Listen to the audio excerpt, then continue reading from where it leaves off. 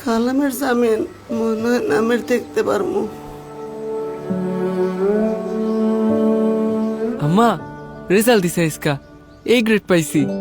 অনেক বড় হ বাবা, তোর আব্বা যদি আজকে জেলে না থাকতো কত খুশি হইতো।